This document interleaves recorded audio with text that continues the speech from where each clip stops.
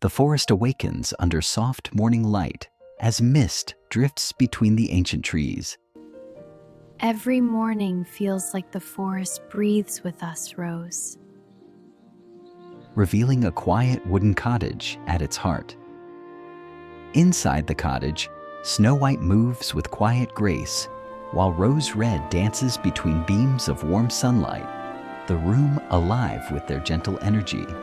Snow, you're always so serious. Come on, dance with me for a moment. I'm not serious, just trying to keep up with you. The sisters step outside, carrying baskets for herbs, as the forest air greets them with birdsong and the earthy scent of moss.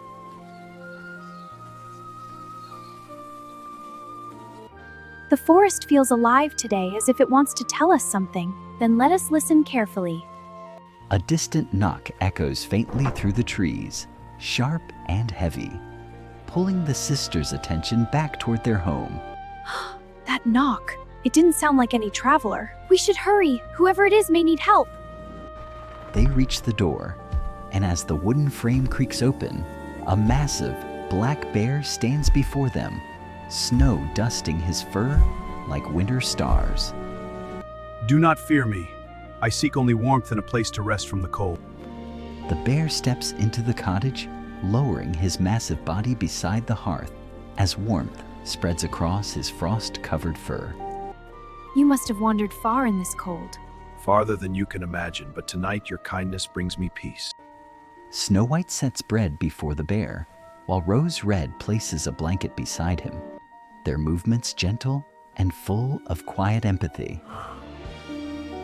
As the evening deepens, the sisters relax, sharing stories while the bear listens silently, the flickering fire painting soft shadows across the walls. The flame crackles softly as the bear's eyes drift open with worry, his voice low and heavy with warning. Danger is near. The dwarf grows bolder. His greed poisons the mountains.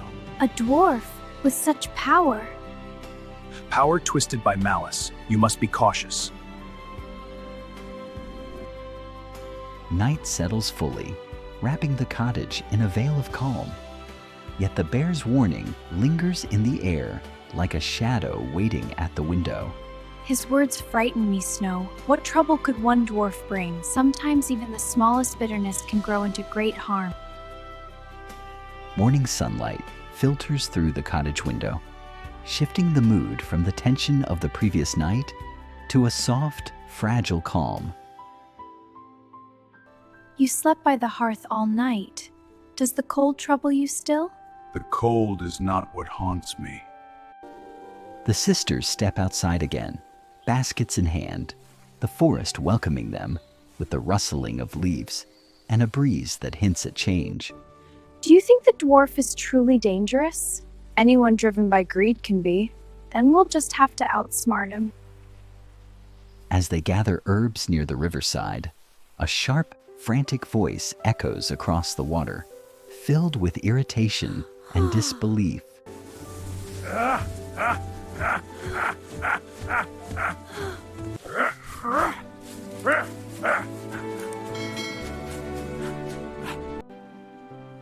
Snow White kneels gently, freeing the dwarf's beard, while Rose Red cuts the line with careful precision, both moving with sincere intent.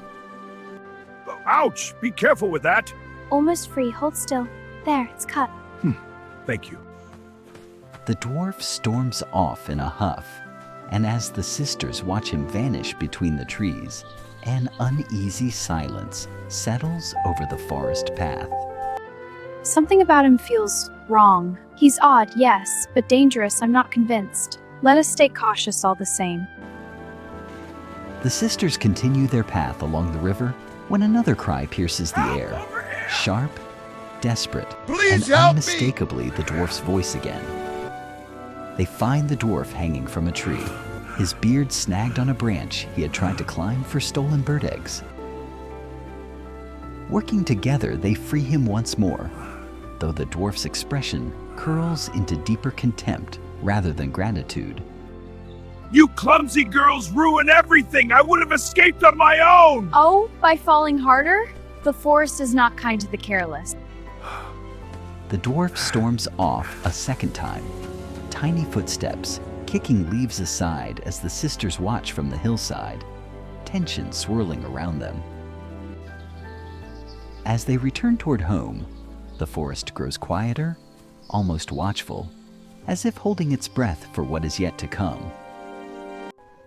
Evening settles as the sisters return to the cottage to find the bear curled near the hearth, his eyes weary yet alert, as though carrying news he cannot speak lightly.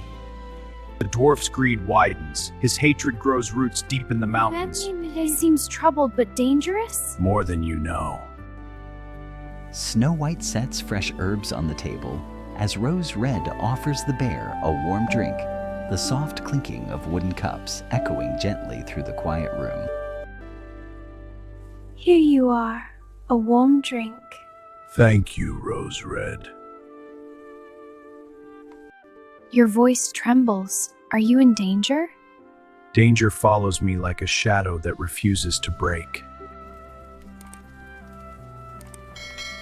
The fire dimmed low as night deepens, and the bear's voice grows quieter, his words heavy with sorrow as he begins to speak of his past. My past is heavy with sorrow. I was not always as you see me now. The sisters sit with him until the moon rises high, silver light spilling through the window as their quiet companionship eases the bear's weary heart. I am grateful beyond words. Everyone deserves warmth, even those who hide behind fur. The cottage grows quiet as the sisters drift to sleep, unaware that in the darkest part of the forest, the dwarf watches their windows with burning envy. That cursed bear protected by simple-minded girls. They will not stand in my way much longer. The next morning arrives with a crisp breeze as the sisters step outside, unaware of the dwarf's dark intentions lingering behind the trees. Let's gather berries before the sun climbs too high. Yes, stay close today. Something feels unsettled. Their footsteps carry them along a winding trail where the forest grows dense, and soon a loud, indignant shriek slices through the morning calm. They find the dwarf lying on the ground, clutching his beard as a lynx prowls nearby, ready to strike. With gentle words and steady movements, Snow White distracts the lynx, while Rose Red pulls the dwarf safely away from danger. I had it under control! You ruined everything! You're welcome again. One day your pride may cost you dearly. As the dwarf stomps away yet again, the sisters share a troubled look, realizing the forest grows heavier with each encounter. His anger is dangerous, Rose, and his heart feels darker each time we meet him. We must stay vigilant. Clouds gather above the forest as the stillness settles, thick and heavy. The world seems to brace itself as the sisters make their way home. The sky darkens. We must hurry home. Yes, the forest feels heavy with stillness. Back in the cottage, the bear paces restlessly, his movements uneasy. When the sisters enter, he stops as though expecting their troubled faces. The bear lowers himself beside the fire, his great body trembling slightly, as he reveals the secret he has carried for so long. Long ago, a prince. I protected the mountains from the dwarf's greed. A prince? Hatred twisted his magic. I have lived in shadows ever since. The sisters sit in stunned silence as the truth settles around them, the firelight painting soft gold onto their thoughtful faces.